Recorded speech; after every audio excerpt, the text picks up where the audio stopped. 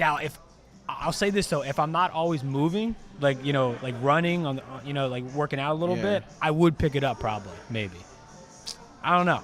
I've been playing though, so I drop like quick because I play ball and all that stuff. Oh yeah, I got to see you in action. I've never seen you in action yet playing ball. Man, now I'm expecting the best, obviously. Cold as ice out there.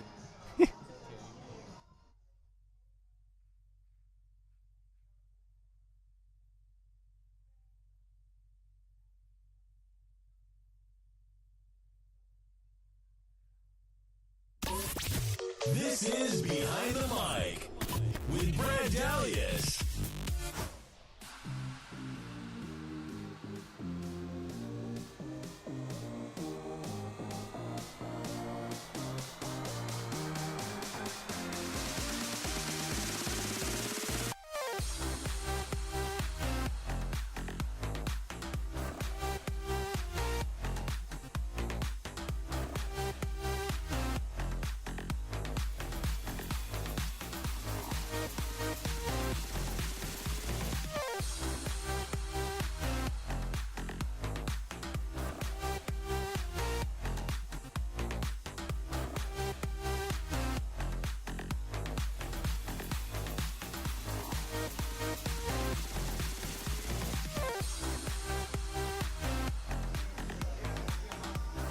Behind the Mic is live inside the Toyota Sports Center, Kings Cove, on this Thursday night, July the 26th, 2018. Brad Dalius, Keith Jackson coming your way as we dive into the world of sports, as we always do, Tuesday through Thursday evenings from some of the best sports bars across the South Bay. Great to be back here, as we always are on Thursday nights, just off of Nash Street, Kings Cove. One of the most unique spots in all of Los Angeles, Keith. It never disappoints. Great crowd on hand tonight. We saw a little networking last night. Some of the best of the best. I mean, not only sports fans, but you have some sophisticated business people alike. It's always great. It's only the best for Behind the Mic wherever we're at. And don't forget, this is a great time to have a reminder for everybody out there. The first show, we're coming to KABC Radio, 790 AM KABC. First show coming up on Monday, August the 6th. Our first guest, he's already booked, Tim Brown, NFL Hall of Famer, former Oakland Raider wide receiver, Heisman Trophy winner from Notre Dame back in the day. We're going to have Tim on that Monday night, that first show, talking about presumably what went down during the Hall of Fame weekend. I'm sure there'll be a lot of TO discussion in there as well, so we can't wait to talk with Tim. I know, Keith, you're pumped about that as well. Exactly. I am. I love to hear from Tim Brown. He's a great guy. He always gives great interviews, to be honest with you. That's what I love about him the most. He'll keep it real with you. He'll let you know give you his honest opinion on things. And like I said, I'm also just excited to hear from him. What does he think about the Raiders this upcoming season, as well as some of these top receivers that are in the game right now. He was a top receiver himself, and so we'd love to hear from a Hall of Famer about other guys that are potential Hall of Famers coming into this season. Once again, Tim Brown joins Behind the Mic. Brad and Keith here. Coming up, Talk Radio 790 KABC, our debut show Monday, August the 6th. For tonight, it's going to be football heavy. We're going to really dive in and talk a lot of pigskin, NFL training camps, as we've been talking about all week, getting underway. The Rams and Chargers included. We're going to break down the Rams and the Chargers, both depth charts here in just a little bit. Talk about the offense, the defense, special teams, you name it, how these teams are looking heading into the training camp here for both respective clubs. We'll also go into some of the hot-button topic quarterbacks right now in the league and kind of get a take, Keith, on how you feeling confidence-wise with some of these guys. I'm talking about, you name it, whether it be Jared Goff here locally with the Rams, Phillip Rivers, who is a veteran at the twilight of his career with the Chargers, maybe Russell Wilson up there in the Pacific Northwest with the Seahawks. How about, yes, that's another guy as well, Patrick Mahomes. The era begins with him in Kansas City with the Chiefs this fall. So we'll talk about a lot of different quarterbacks coming up towards the bottom of the hour in the second segment of tonight's show. Don't forget, final thoughts come your way. Final thoughts of the week for us around 7:50. That segment never disappoints, right? It will be good. Let's kick it off, though, with the Rams, Keith, and talking about how this team is looking, the state of the Rams heading into training camp. We know about the Aaron Donald situation. It looks like, though, that contract negotiations have started as far as getting him under contract, getting him to come into camp. with head coach Sean McVay, the front office there with the Rams. So it looks like that's moving in a positive direction. We know Todd Gurley. He's a very rich man, $45 million guaranteed. Yes. That's almost crazy to some people over the next 4 years. Either way, though, he's going to be a big fixture for this team coming up in 2018. Jared Goff, year 3 now in the NFL. Year 2 under Sean McVay. Yep. These two come back, the head coach quarterback tandem for year 2 with the Rams. What's your take on Jared Goff at this point, where he's at going into this season? Are you confident with him that he's just up there talent-wise and is going to be the franchise quarterback that seemingly San Fran has with Jimmy Garoppolo, Cam Newton has with Carolina? We'll talk about those two because we had a lot of fun with that discussion last night on the show. And we have a lot of reports coming back for yes. that, too. We had a great discussion last night, right? Over at Grunyon's talking about Cam Newton or Jimmy G. Who you got right now? I said Jimmy. You said Cam. I said Cam. And overwhelmingly, a lot of people were in your corner on social media. Overwhelmingly, people were said Cam Newton. But the reason why is because, again, Jimmy G hasn't played a whole season yet. He hasn't played a whole season, and we cannot give him the leeway to Cam Newton if nobody's got tape on him. You can't do that. I mean, he has to play a whole entire season in order to go ahead and evaluate him. I'll say this: you got to play at least a half a season, because then the second half, people got tape on you. They know what's going on. Cam Newton, he's been a starter since he's been there. Jimmy G, 5 straight wins at the end of 2017. 5 That's straight what I wins. got. Get out of here. Big wins overall. Get out of here. Cam Newton's had many big wins. He has some big wins and he has some big losses, but you can't sit there and put Jimmy G ahead of Cam Newton when he hasn't played a whole season yet. So a lot of people say Cam Newton, and I'm just going to go with that. Like I told you, Brian. How about Jared Goff here? All right, so Jared Goff. I'm going to go back with the local boy. I'm going to just say this. Jared Goff, he has done a phenomenal job with the Rams. He's handled the pressure well. Coming in here as their first pick 3 years ago, and the pressure that he had in terms of how he's going to lead the team, and coming to L.A. on a big market, the way where it's at, he's handled it well.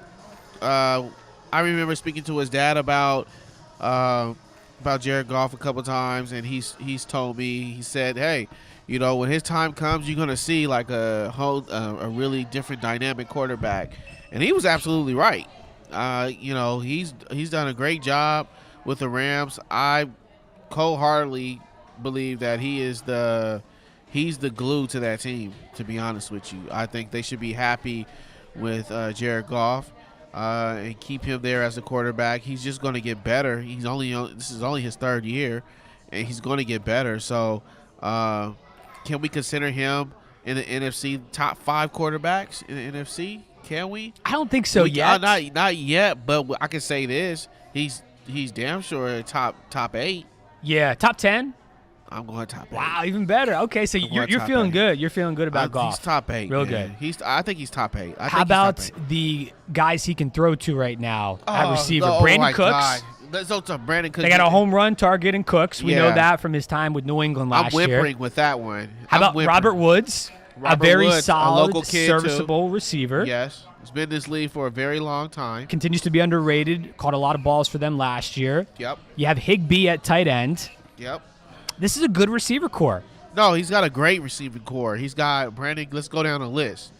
First, you got Brandon Cooks, probably arguably the fastest player, one of the fastest players in the NFL. Yes. Next to Deshaun Jackson. Deshaun Jackson, Antonio Brown. Yeah, he's kind of like sneaky underrated in that sense. He's right there. He's right there. Separation, can get separation off the line. It doesn't get any better than that. Then you go to Robert Woods, probably a veteran wide receiver, very smart, savvy receiver. He is a great interior slot player to me. He's going to get open. He makes big plays down the stretch. And then you go with your tight end, and, he's a solid tight end. Higbee's a solid guy, and he's going to get you your yards, get you your 5 or 6 yards. He's got a great core, man. And then let's don't forget about the running back, Todd Gurley, in the back. Getting paid all the money he's been paid. And this year, like I said, all the money he's got, he better be giving him 6 yards to carry. I'm sorry. At least. At least. $45 million guaranteed? I'm saying 8, Keith. I need 8 yards out of the 8 yards backfield to from carry. Ty Gurley. But regardless, he's got a solid group around him. He does. And, I'm really still, like I said, every time I look at the Brandon Cooks over there, I whimper a little bit. But it's great. It's a great situation for him. And look, man, he's the man over there. They got rid of Tavon Austin. They got rid of Sammy Watkins, which I don't know why they got rid of him. I think he did a great job for them. But what they got right there is great. I like it. They shedded the contract of Sammy Watkins to make room for some of the big hitters on defense who they brought in. I think that's probably the reason why. Also, not to mention Pharoh Cooper, another guy they can throw out there at receiver, can be a good target for Jared Goff. Cooper, the third-year man out of South Carolina. He's returned some punts for them in the past last year. This is a guy who I think his confidence grew a lot during 2017. Yeah, he's a role player. Yeah. He's a role player, but you don't know what you're going to get from him. You know what he reminds me of? He kind of reminds me of, like, the Patriots Philip Dorsett. That's what he reminds me of. You just don't know what you're going to get from him just yet. Yeah. But see, to me, Philip Dorsett, though, he was a bust in Indy. But with the Pats, he was decent. Yeah, that's true. He was decent with the Pats. But Pharoh Cooper, so far, to me, has been okay in his short NFL career. Yeah, that's what I'm saying. But I'm not saying Dorsett with Indiana, but Dorsett with New England. With New England, okay, that's fair. He was solid. And that's what you're gonna get from Cooper. I mean, most of the eyes are gonna be on Cooks and Woods. That's where it's gonna be. But if those guys stay injury free, you got Goff in the backfield, who's a pretty accurate quarterback. You'll be all right. We know offensively up front, the offensive line looks pretty stout. Maybe one of the best the Rams have had here in recent years. By far the best they've had since moving back to L.A. from St. Louis. Whitworth at the tackle position, Sullivan at center, Neary at right guard. I mean, it just goes across the line here. It's a very stout offensive line. People are excited about that. Offense, it's in great shape. Over on the defensive side of the ball, I think this is where people are really kind of, getting down to it. They're licking their chops, Keith, because Wade Phillips, arguably one of the best defensive coordinators across the NFL, is at the peak of his height as far as intelligence-wise. He's been around forever. He continues to be a high-octane type of defensive coordinator, and this is just a stout group. I mean, they've put stacked. Totally stacked. They put so much money in this group, whether it be Ndamukong Suh at tackle. They're working on the Donald contract at right end, but that back end and that secondary, whether it be Talib and Peters at the corner positions, Johnson and Joyner at safety, is one of the best. Can we say this? Can we say that their defense is comparable to or is now the new Legion of Boom? I think so. Whether it be new Legion of Boom, the new no-fly zone. No-fly zone. Yeah. I mean, if you look at it, it's going to look a lot like Denver's defense for when they won the Super Bowl. Yeah. A lot like that. That's what it is. I mean, look, Wade Phillips has done a great job with the Rams. And remember, Sean McVay didn't really have to interview him. He was just like, hey, can you come aboard and work with our defense? And he was like, yeah, I'm coming on. That was it. There was really no interview there. I remember that they did a special with Sean McVay about that. And it was just like Wade Phillips' IQ as a coach in general is phenomenal. He got scrutinized a little bit towards the end of his career with the Dallas Cowboys. But you really saw what he was about. To me, honestly, you really saw what he was about when he was in Denver. And you were like, wow. Well, that Cowboys team, when he was head coach, that team defensively was just god-awful at the end. Yeah, They're just terrible. You were impressed. They didn't have the personnel. You really start to see what he was about, defense. And he went over to the Rams, just a perfect fit. But the addition of Ndamukong Suh, man, I'm like, oh, my goodness. That's incredible. Hey, when they pulled the trigger to bring him in, I was like, okay, this team is all in. They have pushed their chips towards the center of the table. They are all in for this 2018 campaign, Super Bowl or bust. That's the type of move you got to make sometimes when you're ready to win. Now, look, with Jared Goff, with him still being on his rookie contract, they're taking a page out of what a lot of teams have done across the league here when you're paying guys only $300,000, $400,000, $500K per year with the rookie deal. Okay, let's just surround him with great talent. We can pay these guys top dollar, but we can get it somewhat overall. We're getting a bargain here because we're not paying the quarterback. If he looks like seemingly so far he's going to be the franchise quarterback for this team going forward, we'll know that even more so, I think, after this season. But again, with him being on his rookie deal, they're almost getting this whole team right now at a bargain in itself. So I love the aggressive strategy right now from what you're seeing in the front office. We talked about it recently. How about all the LA teams being ultra aggressive here recently in the front office? I know it's a big time for LA. It's amazing, right? Whether it Yeah. be LeBron coming with Magic, being highly recruited of him with the Lakers, Manny Machado going to the Dodgers, what the Rams have done this offseason, the Chargers with the draft picks, with some of their high-end draft picks, getting some guys and really bolstering up their team there. Yeah. I love what these teams are doing right now across LA. I'll just say this though. With the Rams, you look at it, they're in the defensive end, it's going to be a nightmare for those running backs because that right and middle, down the middle is sold up. There's no way you can get the ball over there. I mean, Michael Brockner himself is a great, don't get me wrong, is a great tackle. But that's to me the only weakling you can go. That's it. Let's not forget. And he's hard. And he's great. He's a great player. That's the only way you can run up is to the left. Yeah. When you face the Rams, you got to go to the left. Because even as a scouting report, you look at it on paper, you're like, well, damn, like, what we going to do here? We got to do like a left sweep or something because it's no way or an option. You got to run an option because the right and middle, you're not getting anything on that side. That's just it. Teams are going to be forced to throw on them, Yes. and that's almost going to be impossible because on paper here, they should be able to shut down a lot of opposing quarterbacks with this top-end secondary. Let's not forget about the fact that there's big-time player names, like name recognition on this defense, but there's some very underrated guys too, including a good friend of the show, Micah Kaiser, Rams rookie out of Virginia, who had a extremely underrated career at Virginia, was just a tackling machine. They expect that's going to transition over here to the next level with the Rams at the NFL. They have some underrated guys, Keith, who are probably going to step up this year, and it's not going to maybe surprise us as much here locally with the LA media, but on the national scale, could turn a lot of heads because they have a couple guys here that not a lot of people are going to see busting through as big-time players and big-time contributors to this Rams defense as a unit. So as a Rams fan, you have to be super pumped about that. Not only that, you've got the big name recognition with guys like Sue, Peters, Talib, Mark Barron, but you've got underrated guys who potentially could make a big impact on this team, including Kaiser, Wilson, Hager, you name it, and not to mention, once they get contract situated with Aaron Donald, who'll be in the fixture as well. On paper, where do you rate the Rams defense this year? On paper.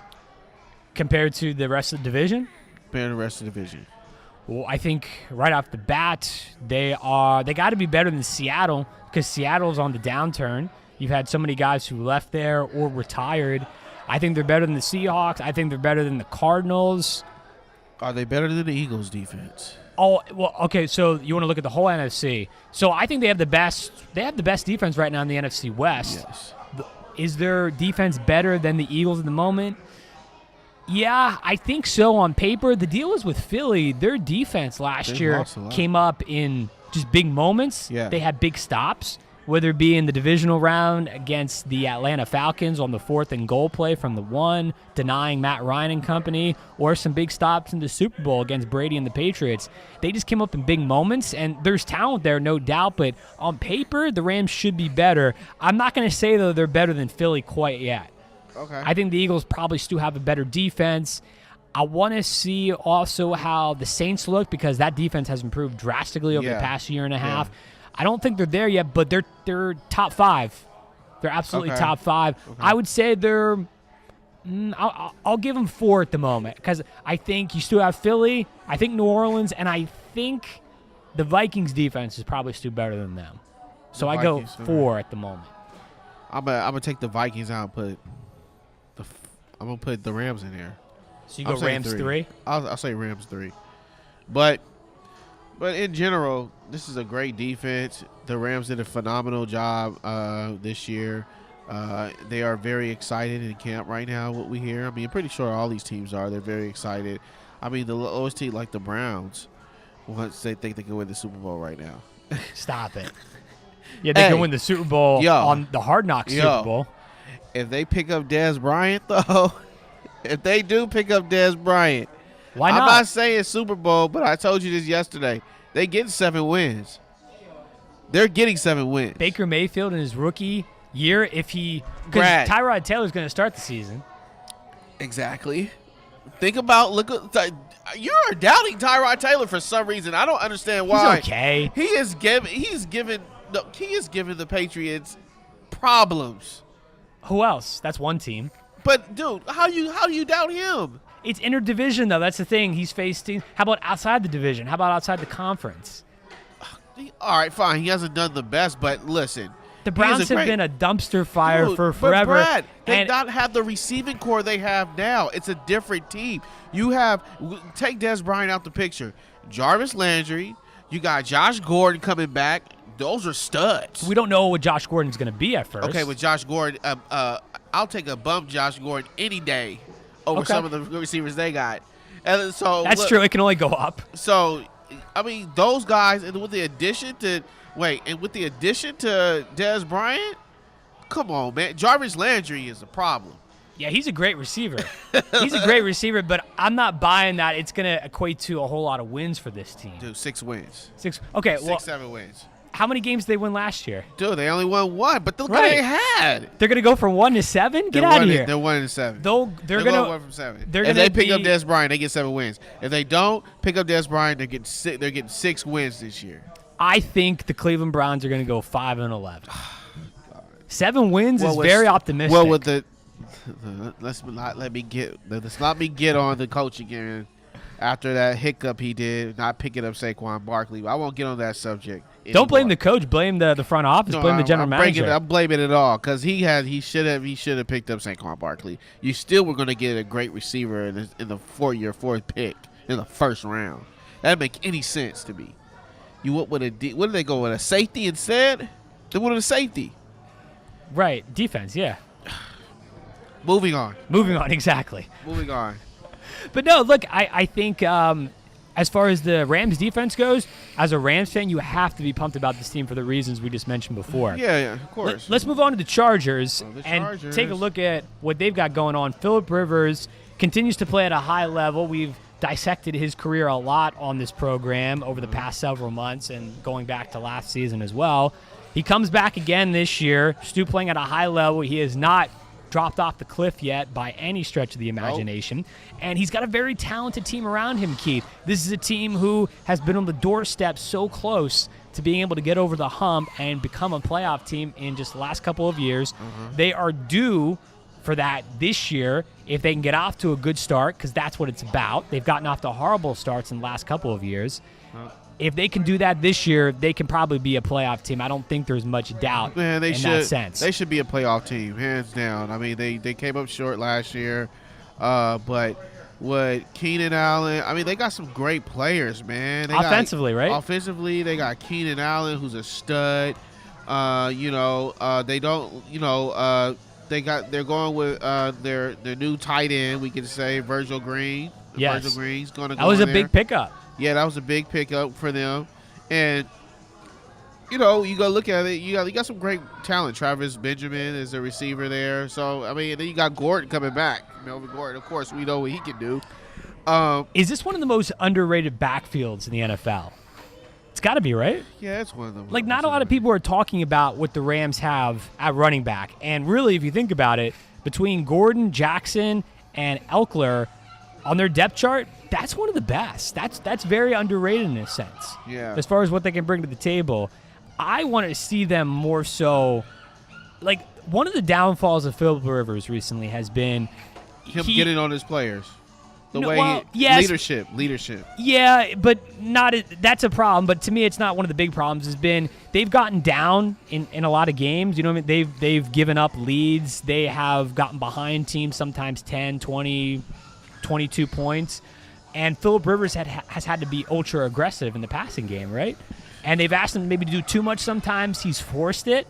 Well, he's forced it. I think I want to see them rely more so on the running game this year. Yeah, and don't ask Phillip to do as much as he's done. But I think it's more Phillip. Phillip likes throwing the ball a lot. That's Phillip. That's who he is. He's always been at this whole career. And let's be honest with you. To be honest with you, Phillip Rivers has got to be top 5 quarterback in the league. That's the truth. He is. He's still a Pro Bowler. He gets the job. I suppose probably he has a weird throw, but he's accurate. Yes. Everything he throws. And it's worked for a long time. It's worked for a long time. If it ain't broken, and don't fix it at this point. The reason they tend to come back and always be in contention is because of Phillip Rivers. I mean, he's just a relentless type of quarterback who never gives up. So, but look, with the addition to, they had a new coach last year, and him coming back, they fought. We thought they were done. They fought. And we were ready to fire Anthony Lynn. Yeah, I was like, he was not. close. He was close to getting it. I was like, you got to go. But he got himself in contention, almost getting into the playoffs. This year, I'm expecting them to be in the playoffs. But, yeah, you got to give Gordon the ball a little bit more. I think they got to give him a lot more touches this season and be more of a running team than they were a passing team. And they keep the receivers from getting hurt so damn much. I mean, Keenan Allen, man, he was like hurt half the season sometimes. You see him never on the field. So he had through ankle problems. He's been through everything. Too many battles. Yeah. And then on top of that, look, they got a new tight end, Virgil Green. Remember who they had before. They had Antonio Gates. And I think they felt like it would have been a disservice not to have him play downs like they typically do. They didn't want to sit him on the bench or anything. He's a Hall of Famer. So I think now, since he's gone, now they got, they can get a little bit more looser with things. And I think Virgil Green's a great pickup for him. So, look, I'm looking for them to make the playoffs. I'm going to say that for that much. Hey, they got a better kicker. Hey, yeah, the kicking could not have been any worse as it was to start off last season. Yeah. We can't forget the meltdown in Denver to kick it off last year on opening night for the Los Angeles Chargers. They would have easily won that game if they had a kicker who was half decent. Yep. So they got killed from that perspective. Novak, all right. Yeah, look, this is a team who has filled their needs. I think that's the big thing. That's the big takeaway from this offseason. They filled their needs, whether it be via the draft or via free agency. They've had some injuries here. The injury to Hunter Henry at tight end is going to hurt the depth right now because literally on the depth chart, it's only Virgil Green. And it's funny, we talk about Antonio Gates, Keith. They let him go, but I wouldn't be surprised if they bring him back before the season starts to add some depth to this team, believe it or not. Man, there's a lot of other tight ends. I mean, you think you'll be in the same position as last year. You don't want to do that. I think Antonio Gates. Here's also a good spot for maybe a Des Bryant. Gosh. What's wrong with the Patriots not picking up no Des Bryant? Apparently he's not good enough for them. Yeah, okay, we don't get Where's training camp? It's training camp. That's right. It's training camp. He's not interested. Des Bryant is not interested in going to training camp for anybody at this point. He's like, look, man, I'm chilling right now. Right. Have those young guys run those routes. Exactly. He's one of those type of guys where he's like, I'll come in Friday, get the run through, and then we'll travel Saturday. You start me on Sunday. That's how I work. But no, Des Bryant. But we talked about this last night. Des Bryant will fit anywhere. He will fit anywhere. Let's be simple. He will fit anywhere. He wants to go to a contender. He does want to go to a contender. Are a contender. It could work. Chargers is a contender. The Browns are not a contender. That we know for sure. He didn't specify he's saying a Super Bowl contender, but a contender, a team who could make the playoffs and maybe contend a little bit. I'll give you that. Yeah. I'll give you that. Yeah, they can contend that way. But you know what? You can see him going. I can see him going. Yeah. Just off the wall, the Baltimore Ravens. He's kind of like a Baltimore Raven type of guy. He fits that mold, right? I can see that happening. He fits that Ozzie Newsome type of role. Ray Lewis, the Dirty Birds. I could see that. Yeah, I can see that. But, yeah, look, the Chargers are going to do great this year. I'm excited for them. You know what's interesting is that when both L.A. Rams and the Chargers came to L.A., when they both came here, I was thinking the Chargers was going to be the team that was like the team for L.A. Why? Because typically they always tend to do better than the Rams. And that wasn't the case. The Rams it's like the Rams were like rejuvenated themselves when they got here to LA. Totally. And people more so embrace the Rams. This is out of order, but I'm going to say this. You know why the San Diego Chargers, I'm saying San Diego right now, the San Diego Chargers had a problem adjusting here because they could not get out their mind that they were moving. They were really heartbroken that they left the city of San Diego to come to L.A., and especially Phillip Rivers, who's probably still heartbroken because you're still driving him from San Diego to L.A. for practice, which is ridiculous, I have to say. I like the setup. He has not got over that hump yet. No, I think he has. And no, I think I don't think you're giving him the benefit of the doubt at this point. I think I don't know. He hasn't got over the hump yet. I hope he has now. But most of the other players kind of adjusted to it. So maybe this year they'll probably do better than the Rams. Let me ask, who thinks is better, Rams or Chargers this year? Oh, the Rams. This team is poised to win now. The Chargers are a team who I think will compete. They'll make the playoffs, but the Rams have a better shot to make it to the Super Bowl than the Chargers do.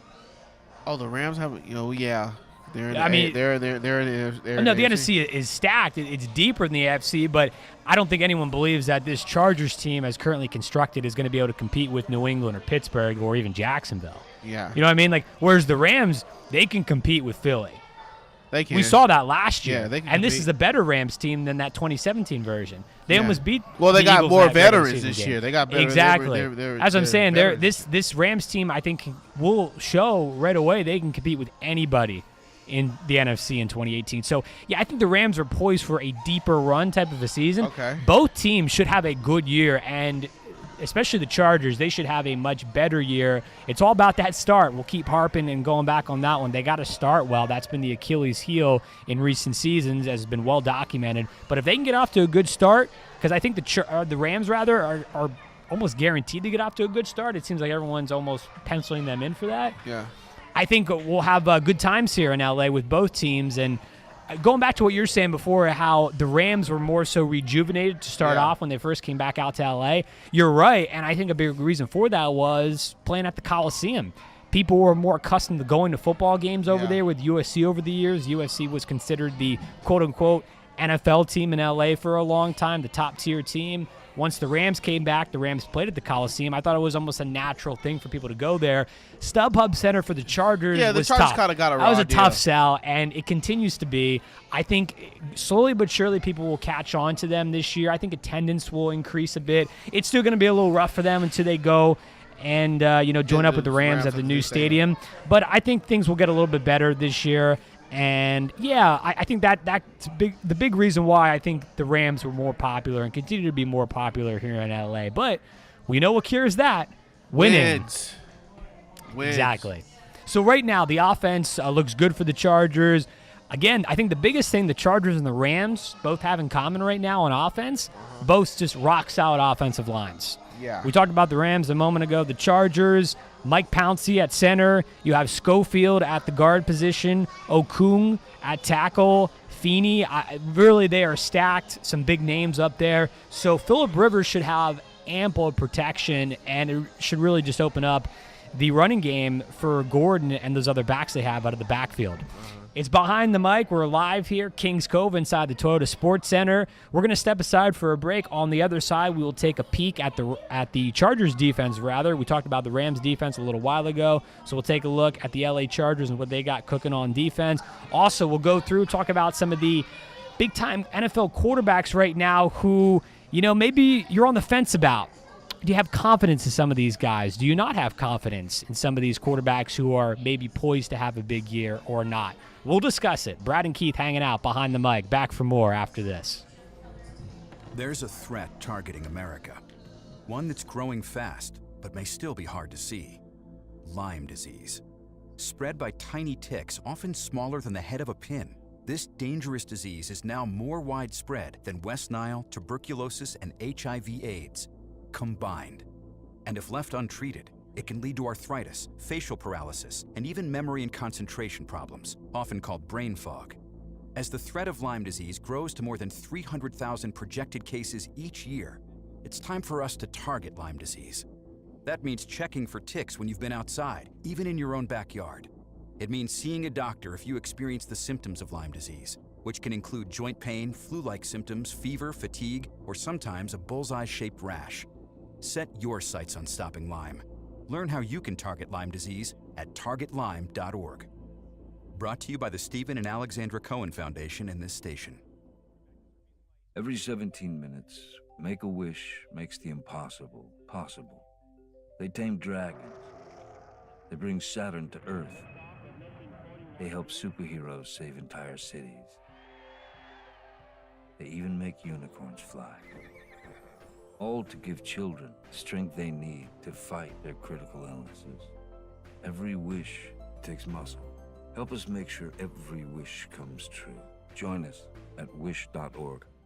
We will never fully understand what we've asked of our military service members or their families, asking them to put themselves in harm's way, to endure it all. But we do understand that it's our turn, our duty, to keep them secure for the rest of their lives. Wounded Warrior Project long-term support programs help our most severely ill or injured veterans live independently, at no cost, for life, so that they might stand at ease. Join us at findwwp.org. Hi, I'm Danica Patrick and proud aunt. Watching my nieces grow, play, and learn is amazing, but not every child gets to be carefree. 1 in 6 kids in the U.S. are hungry. 1 in 6.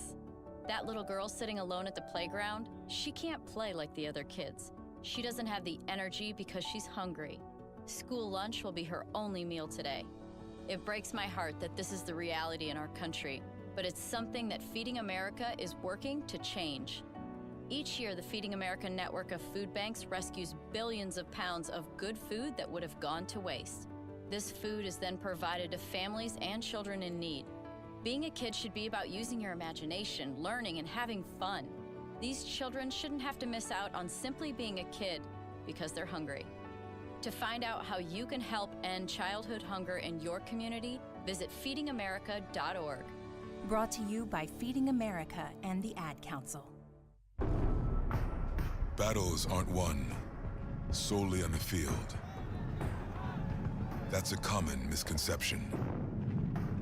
Battles are won within, over enemies of fear, enemies of doubt. In that place where promises are kept. Promises to oneself. This is a physical training event! Promises to one's community. Helping people move debris out of their house. Promises to one's country. In the heart of every Marine, you'll find a promise. A promise forever kept. A promise of battles won. You're listening to Behind the Mic with Brad Dalius.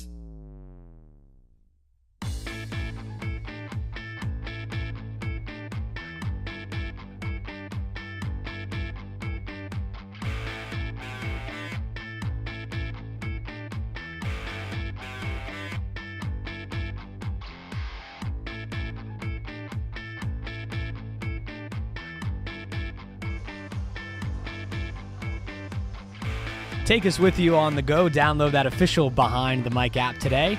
Check out our podcast on iHeartRadio. Welcome back inside Kings Cove, the one and only Toyota Sports Center, El Segundo. Brad and Keith hanging out on this Thursday night, talking a whole lot of football. We are pumped, baby. Training camp is in full swing. Been waiting for this for months, since the draft, really. Yep. Since the draft. That's when people really start to get the inkling a little bit.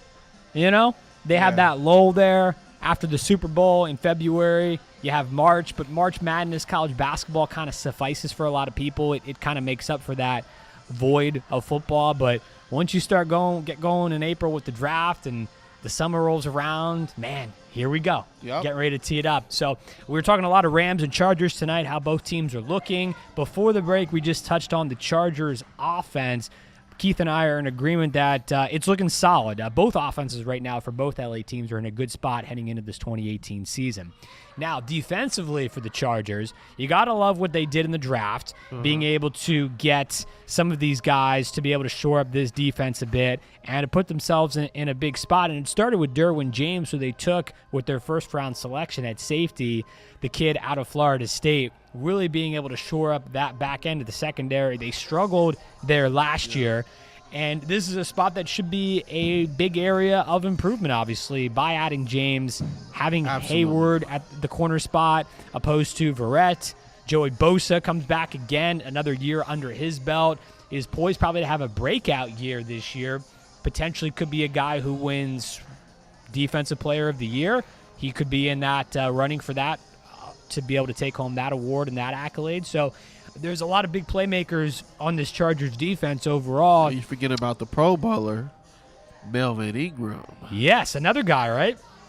They got just, I mean, really, they got guys all over the place, and similar to the Rams, they got some underrated guys who can step up and make some big plays for them when they need it. So, but this is the thing, because like we talked about, the Chargers have had problems with giving up leads, guys kind of resting on their laurels, sort of say, and just kind of kicking back on defense when they're able to get some points on the board, because Phillip Rivers can have that quick strike capability with some of these guys on offense. But defense sometimes has kind of laid back and has been a problem spot for them. So it looks like they're going to turn it around this year. Yeah. And that's obviously very encouraging news, because it's all about them being able to shore up some of these spots, and that's what they've done this offseason. Here's what I like about their secondary defense, though. It's Derwin James is surrounded with 6th and 7th year players that have been there. He's surrounded around vets, and that's a great thing. I mean, he is a very talented safety, and when you have somebody like players that have been in the league for 7-8 seasons, it's great to surround yourself with that. There's no room really for.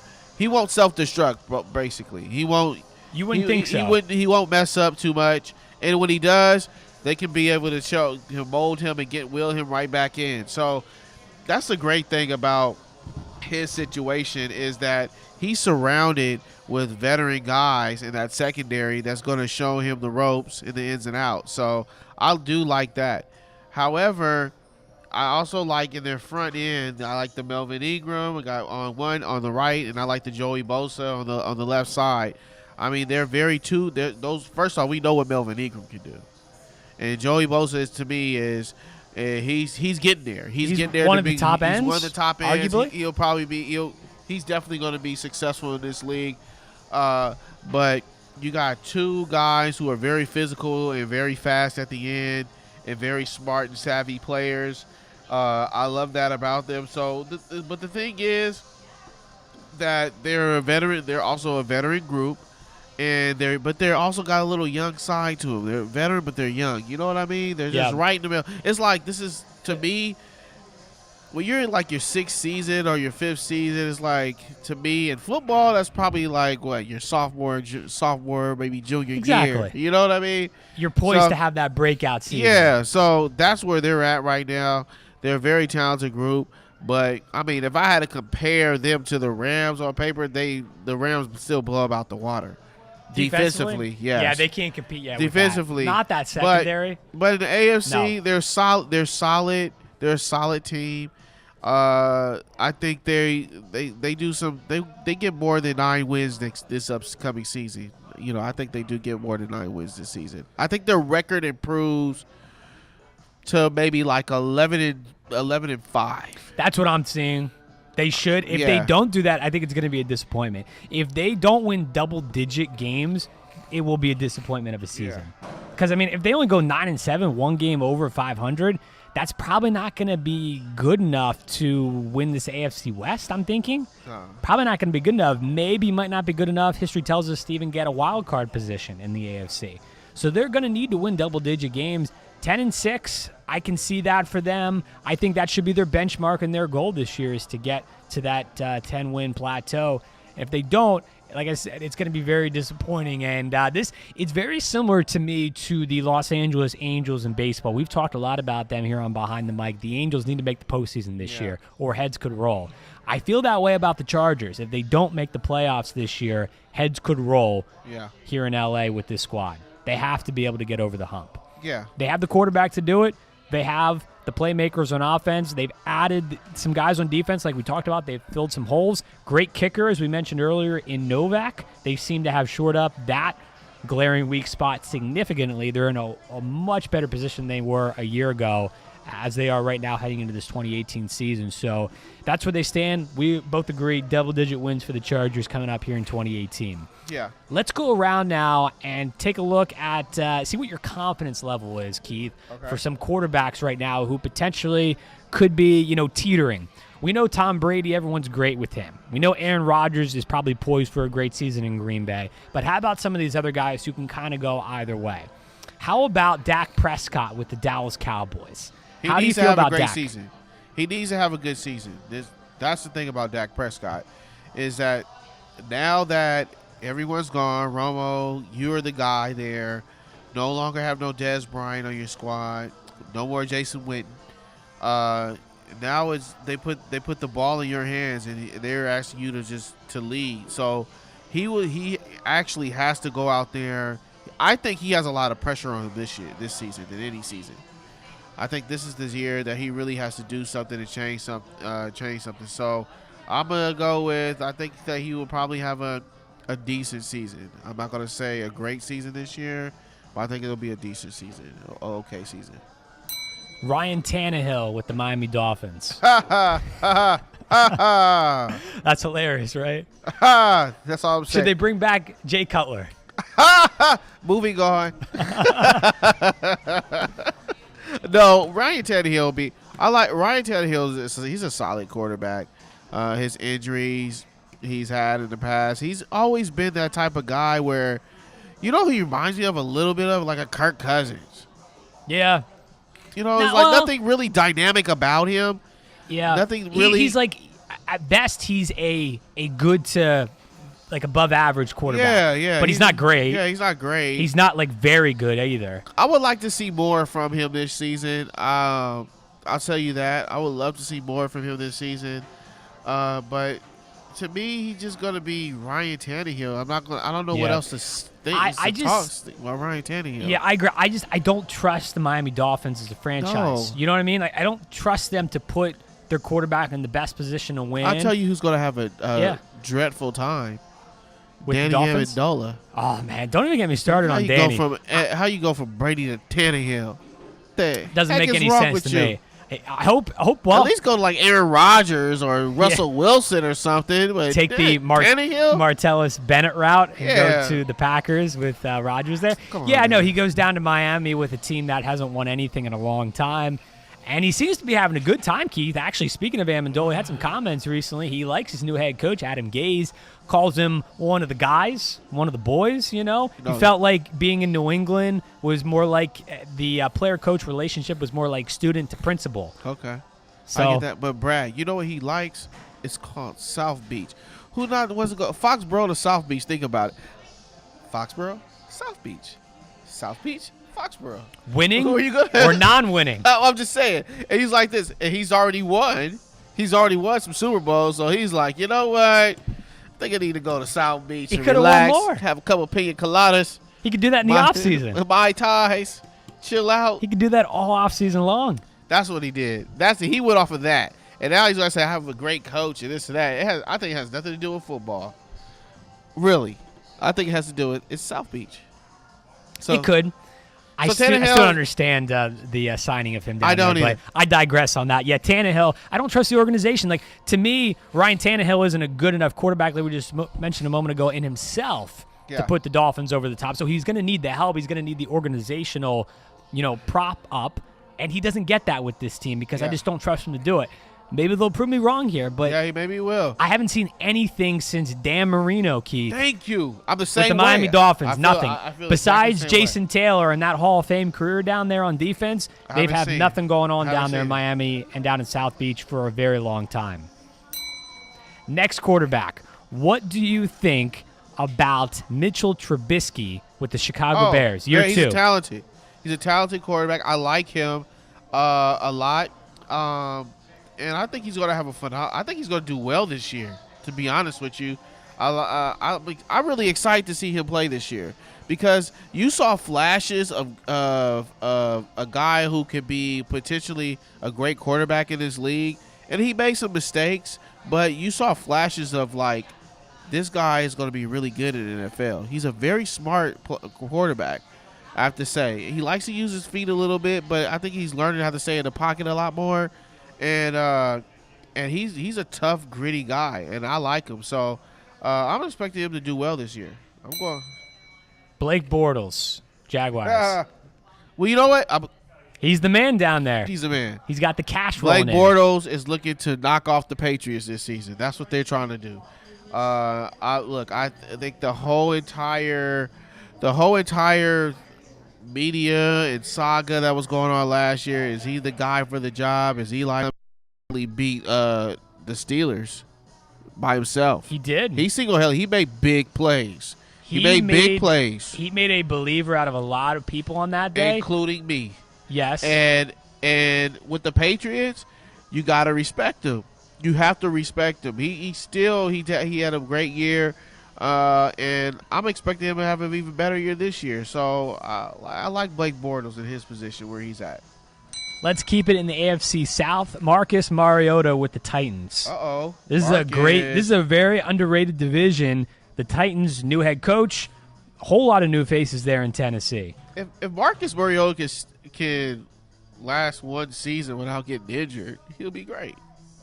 He was phenomenal in the playoffs. Yeah, he was phenomenal against the Chiefs. It's just hard to tell with him because he's always injury prone. He had a hamstring injury before, I think, last season. And he's a great player. He's got a lot of talent. He likes to use his feet a lot to run and make plays. But I think that's the knock with him, is that he doesn't deliver the ball so as much. He likes to run, and he takes those. He's like Carson Wentz in a way. They like to take those hits, man. It's a great comparison. Yeah, they like to take those hits. They like to get out of the pocket and run the option, hit, take those hits. And he's a big quarterback, a big guy. I'm saying he's going to have okay season. He's going to be all right this year. I'm looking for him to, the AFC? What, can we put him ahead of Big Ben this year? Mariota? Ooh, I don't think so. Not yet. Not for me. Not yet. For you? He's close. If Big Ben is healthy and if he's on, I mean, he's going to have an MVP-type season. Yeah. Again, the Steelers on paper, I can't stress this enough, Keith. That's the best roster in the entire National Football League offensively. Yeah, they just got drama. They just got drama. That's the thing that holds them back. Yeah, I like Marcus Mariota. I'm going to give him a B+ this season. Next one, let's keep it in this division again because there seems to be a lot of question marks. Andrew Luck with the Colts. Confidence level. Confidence level is very low on that. Why? Because you're going to start him in the preseason. You know he's not ready. That's a PR move. We know that Andrew Luck is not ready to play. He is not. He's still injured. I said this yesterday. I'll say it again. It's like the Michael Porter Jr. situation in the Denver Nuggets. You have a guy come in who has an injury, and you know he's not ready to play. He's not ready, and he has a surgery. You don't have a timetable when he's going to come back. It's the same thing with Andrew Luck. You're going to risk him go. God forbid he starts and they run a stunt or something against him and knock him out because he's not ready to get hit. He's not ready for that. That's a great point. He is not ready for that, and they're going to stick him out there this preseason to start him. Why? Because of PR move, because they want to tell the fans that he's okay. That is a dumb reason. They need to go with Jacoby Brissett. Let him heal properly and get him back, because if you know and he gets hurt, it just puts you back again. So I don't like the move. I think they're rushing him. That means to me that they're not looking out for their franchise player. They're really just in for it for the fans and themselves. So I'm not looking forward to a great season with Andrew Luck this season because they're not looking out for him. Case Keenum, Denver Broncos, comes over from the Minnesota Vikings, that horrible meltdown in the NFC title game against the Eagles. John Elway is not a very patient guy. Yeah. He wants to win all the time, like every year, and he's always trying to mix things up there in the state of Colorado. Is this their guy? No, they should have got Nick Foles. This is not their guy. You know, you're going to have the same thing you had with Simon last year. Casey Keenum is not that type of guy. He's not. Look, they'll probably do a little better. Look, I'll say this: in the fantasy world, maybe Demarius and Emmanuel Sanders will give you some more points, get you a little bit more points next year, because they didn't do anything last year because of why? It's because of the quarterback. Had nothing to do with them. Couldn't get them the ball. But he's a better quarterback than Sai. He's a minor upgrade, but he's not nothing like big and huge and dynamic or something exciting to see. So I think they should have went with Nick Foles. I honestly do. I think they should have made a hard play at Nick Foles, trying to get him. So I'm not expecting anything big from Denver next year. A quarterback that seemingly no one is talking about, Andy Dalton with the Bengals. Oh God, well, you know why nobody's talking about him? Because they still got the same coach there. Marvin Lewis is the gift that keeps on giving, ladies and gentlemen. It never ends in Cincinnati. A shame. It's a travesty. It is a travesty that Marvin Lewis is still the coach of the Cincinnati Bengals. I mean, it's got to be just a nightmare every season for Andy Dalton. Every season. What do you have to look forward to? Oh, we're going to do well this year. We're going to win 2 more games than we won last year. Watch. Yeah. Hey, we'll even tease our fans and get up on our rival, the Pittsburgh Steelers, but we'll relinquish the lead at the last second. We'll have a meltdown. Vontez Burfict will have like a 15-yard personal foul penalty, and we'll just implode on ourselves at the end. You got a coach that doesn't have no control of his locker room whatsoever. They can do whatever they want. And Andy Dalton is a shame. Andy Dalton should be requesting a trade every year until that guy's out. Trade me, please. Trade me, please. So until then, Andy Dalton's not doing anything. And don't select Andy Dalton on your fantasy either. Last one, Joe Flacco with the Baltimore Ravens. Oh, Flacco. A lot of playoff success, but not recently, Keith. It's been a while since they won that Super Bowl. I'm going to just say this. If Flacco gets to the playoffs, it's a problem. And everybody knows that. He's like Eli Manning. Joe Flacco in the playoffs is a problem. Look, he's got to get there first. Isn't he the best comparison to Eli? He is. If they're probably going to have a mediocre to average regular season, but like you said, if he sneaks into the playoffs, look out, because then they all of a sudden become world beaters. Yeah, I'm rooting for Joe. I hope he does well this year. I hope the Ravens got to get back to that defensive team this year. You know, they're still going off the Ray Lewis era and stuff like that. They got to get over that. It's over. He's gone. He's long gone. He's been gone for some time. They need to revamp that team. I think they are. I think they're going in the right direction right now. You know, and they're getting some solid players. Can you believe that T. Sizzle is starting his 16th NFL season? That's crazy. That is true. That's true. But again, I think they need to go in a whole different route, though. I think he doesn't need to play as much. Look, T. Suggs is a great player, but I think that now, like, he's towards the back end of his career, like Antonio Gates. You got to get some of those young guys in and let them take less slack. It's like James Harrison with when he was with Pittsburgh. You know, they were trying to move forward from him, and then, you know, the Patriots used him towards the end of the season. But I think it's the same thing. You gotta now get some young legs in there to be able to compete, because look, what he's done was phenomenal his whole career, but they're not going to be the same. They need to get it a lot faster.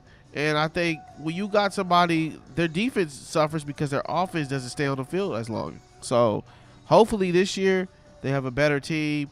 They can do better this year. And Flacco's a great quarterback still. You know, he doesn't really have the pieces like he had before when they were in that Super Bowl run. So hopefully he can do something this year. I'm rooting for him. And I'm going to give Flacco a B- this year. That's our football fix for tonight. Final thoughts as we wrap up this week of Behind the Mic. Oh, I told you I was going to be good. My final thoughts is going to go to C.J. McCullough. You know, I knew this was coming. You know, and you know what? It's going to go to Kevin Durant, too, a little bit. I'm going to go both ways. I'm going to say this.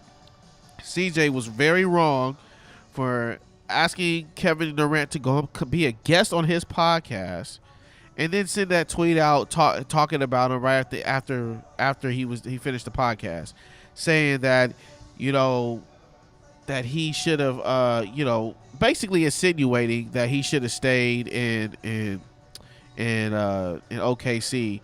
I'm like, look, man, that's 2 years ago. Kevin Durant has won 2 championships, has won 2 MVPs since he's left. Why are we still talking about this? It's a done deal. And you don't ask. That's like me asking you to come up to my house and me introduce you to all my friends and everything, and then soon you leave, I'm talking behind your back on social media. That's what he did was completely wrong. It was it was classless, And I agree with Kevin Durant. You know, like you a snake for that. But KD, I don't like your comments that you said that the media is leaving you out to be crazy. Like, my whole thing with that is, with KD is, you know, you got to be careful what you say. Why you always have to be the one being attacked? You're not being attacked, man. All it is what you say. People are going to go ahead and use that and use what your quote saying. Just be careful what you say. Nobody cares about anything. Nobody's attacking you. They're just saying that whatever you quote or whatever you say out on social media, they're going to take that and they're going to make a story out of it. So stop saying things on social media that's controversial. Just, you know, whatever you say, just know that people are going to say, they're going to talk about it. You're a top tier player. People talk about it all the time, but nobody's attacking you. Nobody's trying to make you to look like you crazy or anything. I never understand that. He should know that since the NCAA, when he was in the NCAA, you got PR people, communication people that coach you and tell you what to say and what not to say. So no one's attacking Kevin Durant.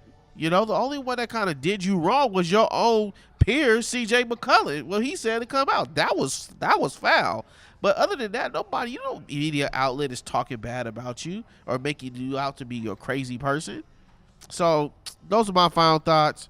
Goes to CJ McCollum. You're wrong. KD, you're wrong for thinking that people trying to make you look crazy. You know, you're a great player. Everybody loves you. So stop thinking that, man.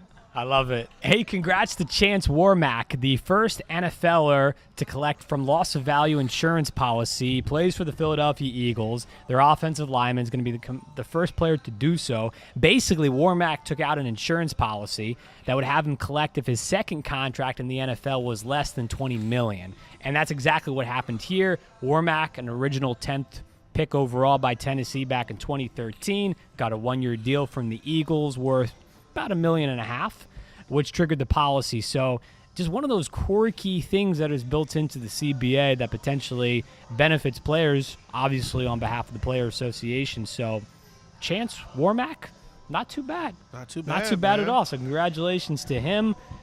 Training camp, once again, getting underway for all NFL teams across the NFL this week. It's great to see, obviously, that football is finally back. It's back, baby. Don't forget, coming up, the big premiere, Talk Radio 790 AM KBC here in LA, Behind the Mic, Monday night, August the 6th, 11 p.m. local time. Be there. Put it in your phones. Take it down. You don't want to miss it. Tim Brown, our first guest. Going to be a lot of fun. A lot of drama coming out of that NFL Hall of Fame and enshrinement weekend there in Canton. A little TO drama. I'm sure we'll discuss that and plenty more. Hey, big thanks to everyone who listened tonight and for coming out. Great to be here, as always, at Kings Cove on Thursday evenings. Have a great weekend, everybody. For Keith, I'm Brad. Keep living the dream. We'll talk to you next week.